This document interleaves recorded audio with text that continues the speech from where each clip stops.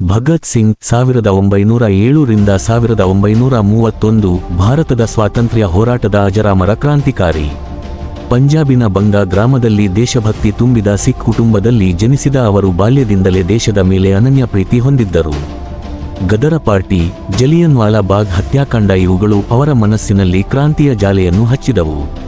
Swami Vivekananda, Karl marks ಅವರ ವಿಚಾರಗಳು ಅವರ ಚಿಂತನೆಗೆ ದಿಕ್ಕು ನೀಡಿದವು. ಭಗತ್ ಸಿಂಗ್ ಇನ್ಕಾಬ್ ಜಿಂದಾಬಾದ್ ಎಂಬ ಘೋಷಣೆಯ ಮೂಲಕ ಯುವ ಜನತೆಗೆ ನವಚೇತನ ನೀಡಿದರು.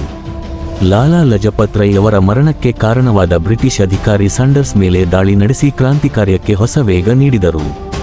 ನಂತರ ದೆಹಲಿ ಸೆಂಟ್ರಲ್ ಅಸೆಂಬ್ಲಿಯಲ್ಲಿ ಬಾಂಬ್ ಸಿಡಿಸಿ, ಬಾಂಬ್ಗಳು ಕೊಲ್ಲಲು ಅಲ್ಲ, ಕಣ್ಣು ತೆರೆಯಲು ಎಂಬ ಸಂದೇಶವನ್ನು ವಿಶ್ವಕ್ಕೆ ತಿಳಿಸಿದರು. ಬಂಧನದಲ್ಲಿದ್ದಾಗಲೂ ಅವರು ಹಸಿದ ಹೋರಾಟಕ್ಕೆ, ಜೈಲಿನ ಅನ್ಯಾಯಗಳ ವಿರುದ್ಧ ಧೈರ್ಯವಾಗಿ ನಿಂತರು. ಸಾಮಾಜಿಕ ಸಮಾನತೆ, ಧರ್ಮನಿರಪೇಕ್ಷತೆ, ದೇಶಭಕ್ತಿ ಇವುಗಳ ಪರವಾಗಿ ಅನೇಕ ಲೇಖನಗಳನ್ನು ಬರೆದರು. ಭಾರತದ ಯುವಕರಿಗೆ ಅವರು ತ್ಯಾಗ ಮತ್ತು ಧೈರ್ಯದ ಜ್ವಾಲಾಮುಖಿಯಾಗಿ ಉಳಿದರು.